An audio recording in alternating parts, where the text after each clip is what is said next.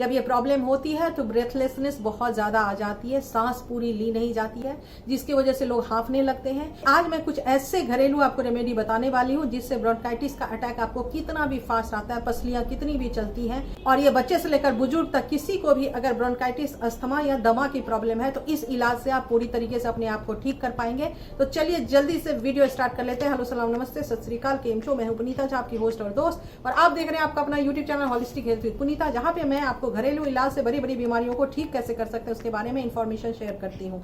अगर आप मेरे चैनल पर नए हैं, आपको मेरा चैनल अच्छा लग रहा है तो प्लीज सब्सक्राइब करना बिल्कुल मत भूलिएगा, बेल बटन को क्लिक कर दीजिएगा और ऑल पे भी क्लिक कर दीजिएगा। आज हम जानेंगे कि दमा, अस्थमा की प्रॉब्लम सबसे पहले क्यों होती है, अस्थमा क्या होता है, इसके क्या कारण होते हैं, इसके क्या सिम्टम्स होते हैं, क्या ऐसे आहार विहार में चेंजेस करें जिससे इसको हम अपने शरीर से निकाल सकते हैं, और लास्ट में जानेंगे रेमेडी, जिस रेमेडी के थ्रू हम अपने इस दमा और अस्थमा को अपनी जिंदगी से पूरी तरीके से निकाल सकते हैं। आप सबको पता है कि सांस लेने के लिए हमें फेफड़ों की जरूरत पड़ती है, लंग्स की जरूरत पड़ती है। जब हम सांस लेते हैं तो ये जो पूरा हमारा फेफड़ा है अंदर एक पेड़ की तरह बना हुआ है जिसके बहुत सारे चैनल्स बने हुए हैं, और ऑक्सीजन जब जाता है तो ये फूलता है, और फिर जब छोड़ते हैं हम सांस को तो ये रिलीज होता है और रिलैक्स होता है।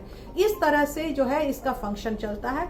इसके फंक्शन को सुचारू रूप से चलाने के लिए बहुत सारे लिब्रिकेशन की इसको जरूरत पड़ती है। उस लिब्रिकेशन को हम म्यूकस कहते हैं। ऐसा नहीं है कि कफ हमारे अंदर नहीं होता, म्यूकस ऑलरेडी हमारे अंदर होता है, और म्यूकस के लिब्रिकेशन की वजह से ही वो जो पंप करती है, वो सिकुड़ती है, फैलती है, सिकुड़ती है, फैलती है, वो इसी वजह से, क्योंकि हमारे अंदर म्यूकस होता है, कि कुछ कारण ऐसे हो जाते हैं जिसके वजह से वो म्यूकस का फॉर्मेशन जो है वो कई गुना बढ़ जाता है, और वो जाकर हमारे जो लंग्स के अलग अलग छोटी छोटी नलियां होती हैं उसमें जाकर के इकट्ठी हो जाती हैं, जिसके वजह से कंजेशन क्रिएट हो जाता है। जब वो कंजेशन कंसिस्टेंट बेसिस पे रहता है तब जाकर लोगों को सांस लेने में प्रॉब्लम होने लगती है, क्योंकि फिर हमारी जो लंग्स है उसमें प्रॉपर हवा भरती नहीं है, प्रॉपर हवा निकलती नहीं है। अब जो ये कैपिलरीज की ब्लॉकेज जो हो जाती है, जो ट्रैकिया यहाँ गले से हमारे चलती है, नली यहाँ तक जाती है, उसके पीछे जो कारण होते हैं, मेन कारण उसमें होता है कि जो पॉल्यूशन हमारे आसपास है बहुत ज्यादा, सर्टेन टाइप ऑफ एलर्जी। तो तीसरे कारण जो हो जाते हैं बॉडी में किसी तरह का इंजरी होना जिसकी वजह से कोई स्पेसिफिक आपने मेडिकेशन ली है। चौथी चीज की बचपन में ही आप कुछ ऐसे बीमारी लेकर आए हैं जिसकी वजह से थ्रू आउट होल लाइफ आप इस प्रॉब्लम को फेस करते हैं। और पांचवी चीज ऐसी हो जाती है कि सर्टेन टाइप की चीजों से आप एग्रीवेट हो जाते हैं, मतलब आपका जो इम्यून है वो कुछ चीजों के एलर्जी प्रोन है जिसकी वजह से वो एग्रीवेशन में चला जाता है, और फिर ये बहुत ज्यादा म्यूकस को आपके बॉडी में बनाना शुरू कर देता है। आज के टाइम में साइंटिस्ट ने एक बहुत बड़ा खोज निकाला है कि ब्रोंकाइटिस, अस्थमा या दमा की शिकायत उन लोगों में भी बहुत ज्यादा देखी जाती है जिनमें एंजाइटी, डिप्रेशन या स्ट्रेस की प्रॉब्लम बहुत ज्यादा है। जी हाँ, एंजाइटी, स्ट्रेस और डिप्रेशन आज के टाइम में अगर मैं बोलूं, अगर आप गूगल पे सर्च करेंगे तो नंबर 2 पे आ रहा है। इतना बड़ा प्रॉब्लम विश्व भर में ये हो गया है। ये प्रॉब्लम बड़ा ही सेंसिटिव है, बड़ा ही डेलिकेट प्रॉब्लम है। लोग, बहुत सारे लोग इस प्रॉब्लम में हैं, और उसके साथ अगर दमा की प्रॉब्लम हो जाती है तो क्या कहूं मैं।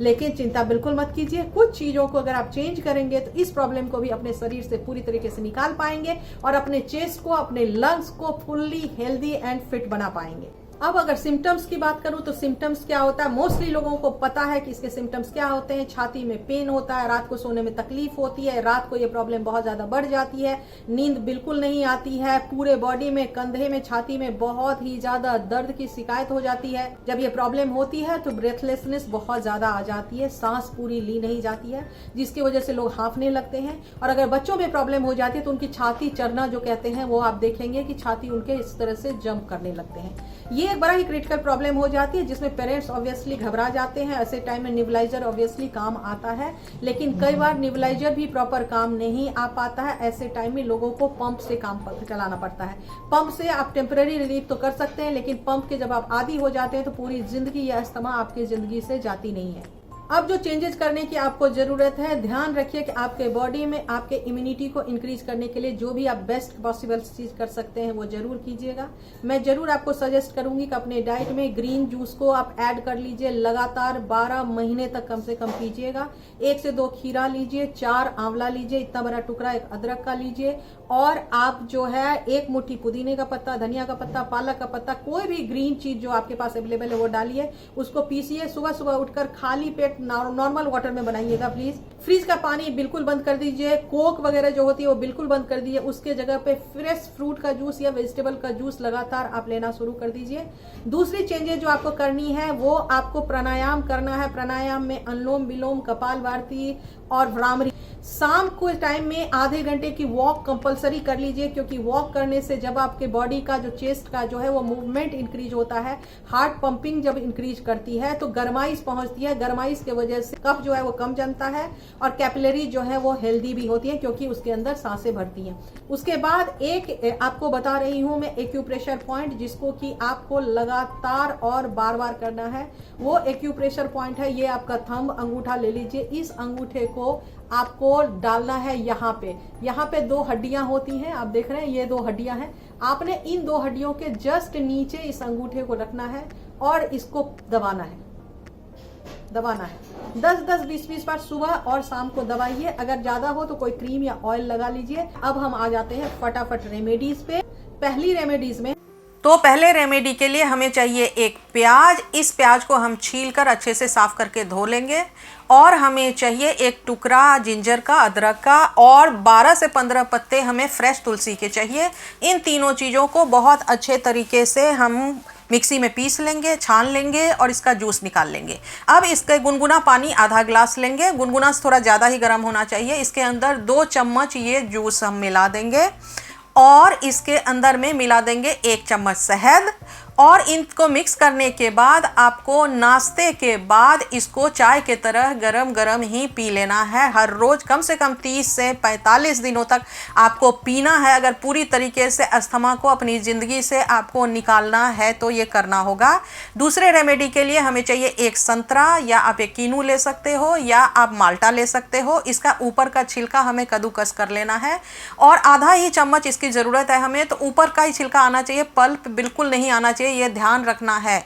और इसको अच्छे से कद्दूकस करने के बाद हमें एक नींबू लेना है। नींबू का भी हमें ऊपर का पार्ट ही सिर्फ कद्दूकस करना है और उसको भी कद्दूकस करके इसके साथ रख लेना है। मतलब दोनों का 1 चम्मच होना चाहिए मिला हुआ छिलका। अब हम क्या करेंगे कि एक गैस के ऊपर पैन चढ़ा देंगे। इसके अंदर 2 ग्लास पानी डाल देंगे और इस पानी के अंदर में अब जो हमने कद्दूकस किया था नींबू का और संतरे का छिलका, इन छिलका को हम इसके अंदर में डाल देंगे। यकीन मानिए इससे ज़्यादा इफेक्टिव दूसरा कोई उपाय नहीं है अस्थमा का, गारंटी दे रही हूँ मैं, आप करके देखिएगा। अब इसके अंदर में हम डालेंगे 1 से 1.5 इंच का टुकड़ा दालचीनी का और 5 से 7 क्रश किया हुआ काली मिर्च, ब्लैक पेपर इसके अंदर डाल देंगे। और उसके बाद इसके अंदर में 1 चम्मच गुड़, टुकड़ा है तो आप टुकड़ा डाल सकते हैं, और 2 लहसुन की कलियां ये हम इसके अंदर डाल देंगे। गुड़ जिन लोगों को डायबिटीज़ है, अवॉइड करना चाहते हैं आप अवॉइड भी कर सकते हैं, जो लेना चाहते हैं वो ले भी सकते हैं। इन सारी चीज़ों को मिला दीजिए। मिलाने के बाद गैस को सिम कर दीजिए। सिम करने के बाद इसको 15 मिनट के लिए छोड़ दीजिए बॉयल होने के लिए। 15 मिनट बाद क्या होगा कि ये जो पानी है वो बॉयल हो कर आधा रह जाएगा।